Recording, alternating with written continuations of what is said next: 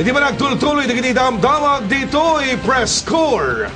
Narami diti Ciudad Avigan titinawen nga International Conference on Cultural Tourism. Dahito iti umunang gundaway nga napasamak dito Pilipinas, iti kastoy. At ni press corps, James Castle.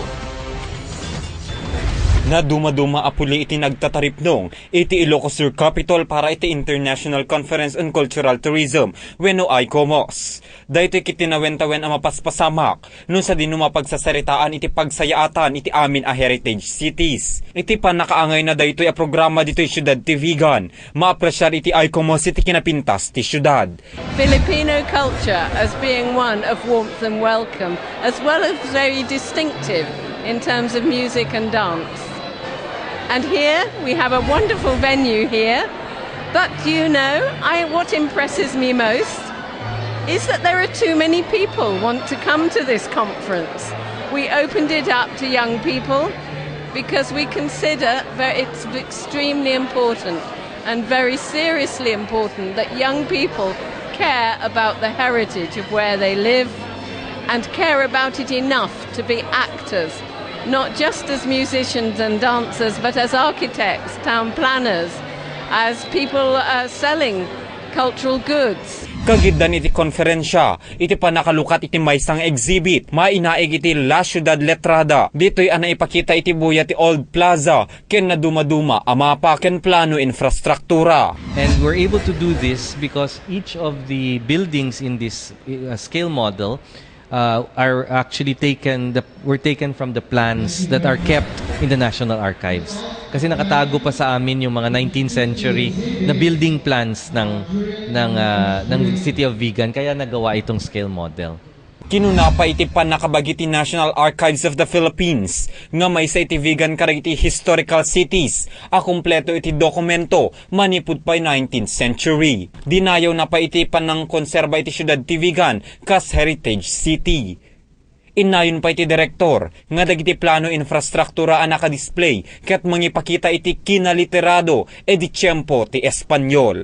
Iti metba iti panagsaknap iti teknolohiya mangbalbalaag iti ICOMOS iti preserbasyon iti Vigan City. The tourist money is very important for preservation. So we have to manage that situation. We have to have a balance between the good and the bad. And dare we say the ugly and the beautiful, because not all heritage is beautiful, and the beautiful heritage gets a lot of attraction and a lot of visitors, but the ugly heritage doesn't. But maybe sometimes that's important too. James Castle, Core TV News. 90% tinalpas iti Female Employees Quarter ti Bureau of Jail Management and Penology ti Ciudad Tivigan. Dahito ket babaen ti inisyatibo ti agda mga mayor, Eva Marie Singson Medina. Ti report ti Press Corps Lerly Bunag. Iti panagpasyar iti ina ti Ciudad Avigan sa Bureau of Jail Management and Penology, nakita na iti pagparikutan dagiti empleyado sa JAI, maipanggep iti quarters dagiti babaeng empleyado. Isu nga nang itad dayto iti agarop 370,000 nga pundo para iti panakaypasdek iti Female Employees Quarter. Ket dinamag na numano kami itong personnel katimbaga mi mat nga kagdamat at nga strength personnel mi makit 14 kunami. So nga kanimbaga mi pa sir nga kuha nga titipon ti male kan female barracks. So nga napanunot na met nga tourist hire initiative nga siguro ket imbaga na nga mang-construct iti para di female barracks tanong kasta ket ang kayong gudupo ang kitipon ti babae nga lalaki. Iti agdaman 90% iti nalpas karay ti apasdek. Tiles laengen ken pinta iti kasapulan malpasen. Sumurok makabulan laeng iti panakay patakder daytoy. Lerly Bunag, Core TV News. Damag pailaing iti BJMP wenno Bureau of Jail Management and Penology iti Ciudad Tivigan nang lukat manen ti may sa kapamastrekan para katigiti balod.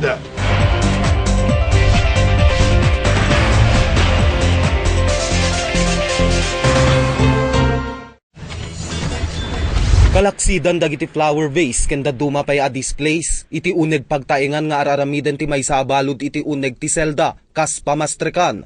Dagiti prisoners iti Vigan City Bureau of Jail Management and Penology Ket puspusan dati panagaramit ti lantern ken daduma pay a dekorasyon ti Paskwa. Nga daytoy ket tinawenda nga araramiden kasakbayan a dumteng ti Disyembre. No sa dinno iso ti naigid dato at tiyempo na. Segun ken ni Jail Officer 3 Gilbert Agan, Chief Administrative Officer, itinadakamat a pagbaludan. Dagiti maaramid a lantern ket dandanunen dagiti aggatang. No sa dinno by order iti pamayanda ken dagiti daduma gatangin iti Vigan City Government. Garam dati ko ti livelihood da kung ati panagaramid ti parol dagiti orders nga basta may naigti ati Pasko ado ti may matag gatang dito no para tanong danto ti finished product nga may display to ni pagbaludan kahit nakitan to dagiti umili nga may to mga gumatang ito. So irora mi pay ma'am no nyanto ti orders nga buong city government ta siyempre so lang ti kwamit no namainit nga market mi. Napagamuan nga agpatig dagito iti 30 aging ga 40 a pisos kada piraso ken depende pay daytoy ti kadakkel ken style na. Napintas met ti pastrek dagiti balod kadaytoy a pagsapulan da iti uneg pagbaludan. Pinidad kanya dangan bingay dakit siguro mga 90% or nga kwata adamat dayjay baybayadan daytoy nga kuwas la kumagi dayjay may provide nga materyales so atandam kinyami kasla. Mainaig kadaytoy agnanayon met ti suporta iti city government kadakwada kang runaan dagiti pagsapulan dagiti inmate kastamet ten dagiti nakabase iti BJMP Vigan City. Nisel Benitez, Core TV News. Iti beneg ti ayayam, iti man nagtultuloy ti PBA All-Filipino Cup. Agsango ti Petron ken talk and text ti first game. Santos Arunuen ti panaglaban ti Rain or Shine ken Alaska Aces. Sa NBA at dati kangato na pwesto, ti standing si San Antonio Spurs iti West ken ti New York Knicks iti Eastern Conference. Awan pay pulos ti abak dagiti duwa nga kupunan. Ti Miami Heat ket nakaramaning ti may isang nakaabak. Idinto tamay may sa pailaing tinabak ti Los Angeles Lakers.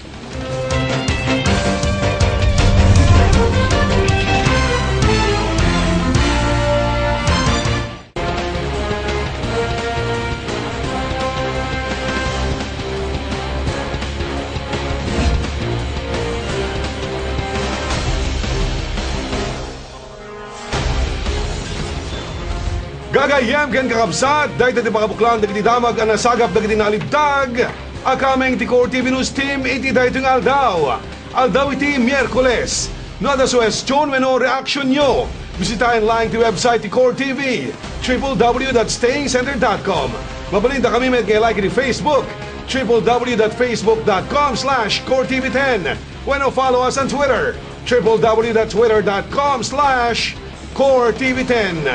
48 days lang en Paskuan.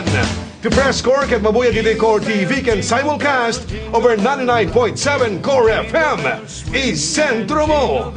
To'y pagayam yon ang ipadamag. Eddie Calizo. Now the jingle hop